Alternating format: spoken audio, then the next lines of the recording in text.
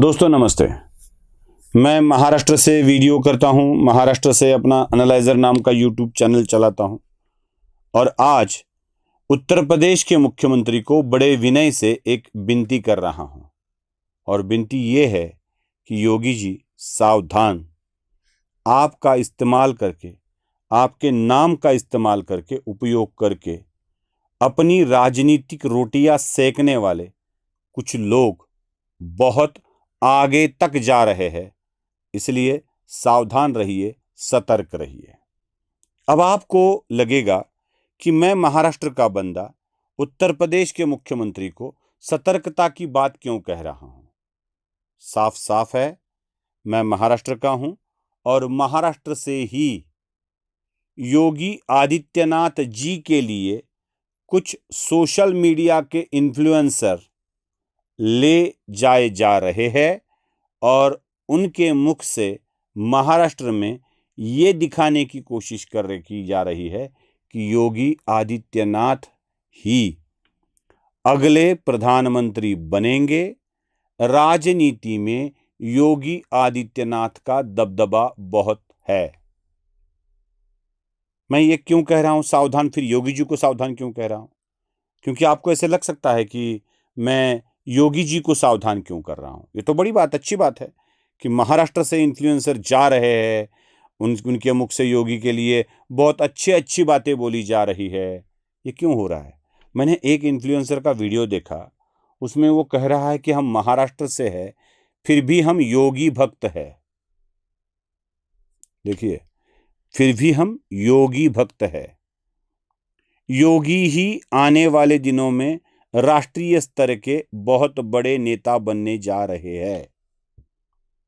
जब कोई इन्फ्लुएंसर ऐसी बात करता है ना, तो मुझे आशंका होने लगती है कि शायद योगी आदित्यनाथ का कद छोटा करने के लिए ये किया जा रहा है क्या। हाँ, एक बात अलग है, अगर योगी आदित्यनाथ के लिए कोई इन्फ्लुएंसर खुद होके अपने पैसे खर्च करके उत्तर प्रदेश की पूरी परिक्रमा करके ये बात बोल रहा है तो बात अलग है, लेकिन ऐसे नहीं हुआ है। एक इन्फ्लुएंसर, दो इन्फ्लुएंसर, तीन इन्फ्लुएंसर नहीं जा रहे हैं। इन्फ्लुएंसर के एक समूह को इकट्ठा करके स्पॉन्सर्ड ट्रिप करवाई जा रही है और मुझे यकीन है कि इस स्पॉन्सर्ड ट्रिप के स्पॉन्सरर योगी आदित्यनाथ या उत्तर प्रदेश की सरकार नहीं है, बिल्कुल नहीं है। ये महाराष्ट्र के ही कुछ लोग जानबूझकर कर रहे हैं। योगी आदित्यनाथ का चेहरा महाराष्ट्र के सामने लाकर, योगी आदित्यनाथ का चेहरा महाराष्ट्र के सामने लाकर कोई महाराष्ट्र का नेता नहीं बल्कि उत्तर प्रदेश का नेता, उत्तर प्रदेश का मुख्यमंत्री प्रधानमंत्री पद के रेस में है, ये बताने की कोशिश हो रही है। योगी आदित्यनाथ को सामने कर दो लोगों को एक ही तीर से मारने का प्रयास चल रहा है। दो लोगों को एक ही तीर से मारने का प्रयास कैसे होगा ये? जब आप इन्फ्लुएंसर ले जाकर कुछ लाख लोगों को यह बताएंगे कि हम योगी भक्त है, तो योगी आदित्यनाथ प्रधानमंत्री बनना चाहते हैं, वो मोदी को डिफीट करना चाहते हैं, अमित शाह को क्रॉस करके आगे जाना चाहते हैं। यह मैसेज संघ परिवार में, भारतीय जनता पार्टी में जाना चाहिए और तब अपने आप योगी के पर काटना शुरू हो जाएगा।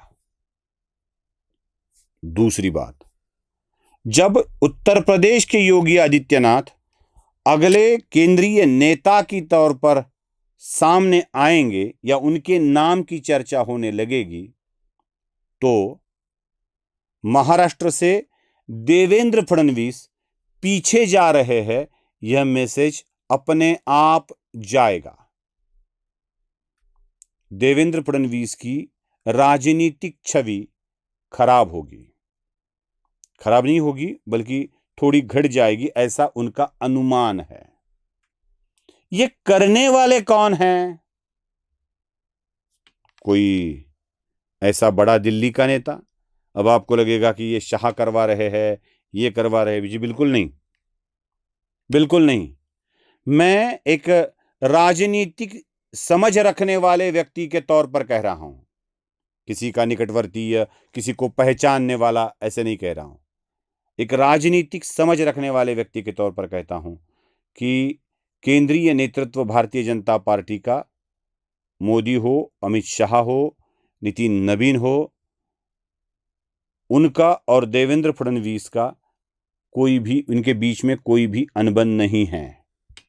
कोई अनबन नहीं है, खुली छूट है। बल्कि खुले तौर पर मुंबई तक को दिए इंटरव्यू में देवेंद्र फडणवीस ने कहा था कि हमारे पूरे निर्णय मुंबई में होते हैं, सरकार के निर्णय दिल्ली में नहीं होते। दिल्ली को बहुत काम है, वो व्यस्त है अपने ही कामों में, वो महाराष्ट्र में दखल नहीं देते। दिल्ली से कंट्रोल सरकार नहीं, यह स्पष्ट कह दिया था।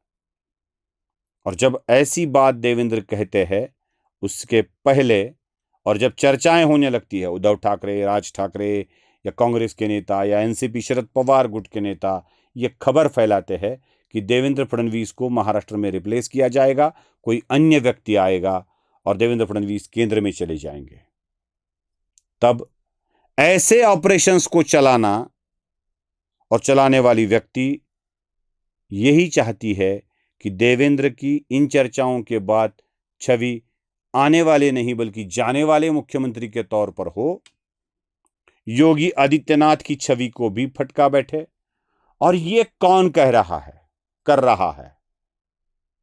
दो लोग हैं महाराष्ट्र में, दो लोग। बड़े विनय से उनका नाम मैं नहीं लूंगा, क्योंकि अगर मैं नाम लेता हूं तो लोग उसे विनोद समझेंगे। मुझे कोई भी विनोद नहीं करना है। विनय के साथ बता रहा हूं कि कितनी भी चाहे बुद्धि लगा लो, अपनी सहस्त्रावधि बुद्धि को भी एकत्र करोगे और ऐसी चीजें करोगे तो आप शायद जो करना चाहते हैं वो नहीं कर पाओगे। इनको समझाना कोई आवश्यकता ही नहीं है। जो अपने हाथों से जाएंगे, अपने पैरों से चलकर अपने गड्ढे में गिरेंगे, तो उनको समझाना कोई आवश्यकता नहीं होती। लेकिन मैं इशारा जरूर देना चाहूँगा योगी आदित्यनाथ जी के लिए, बड़ी विनम्रता से इशारा दे रहा हूँ कि अगर आप इनके झांसे में आ गए तो ये आपके छवि को भी धूमिल कर सकते हैं। इसलिए सावधान रहिए, सतर्क रहिए। नमस्ते।